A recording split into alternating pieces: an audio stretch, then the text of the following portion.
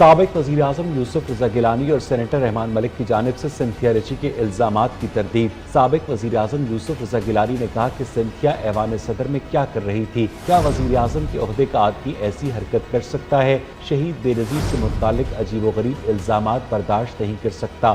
सियासतदानों पर बेबुनियाद इल्ज़ामात लगाते हुए उन्हें शर्म आनी चाहिए। अदालत से रुजू किया है।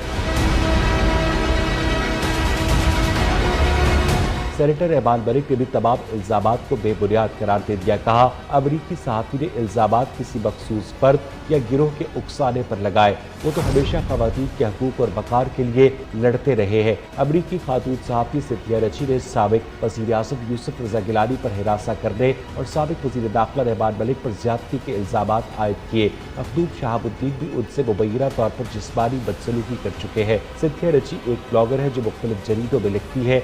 वो एक मीडिया डायरेक्टर और प्रोड्यूसर भी है और उनका एक यूट्यूब चैनल भी है। उनकी तैयार की गई दस्तावेजी फिल्मों में पाकिस्तान का मुस्बत इमेज उजागर किया गया है।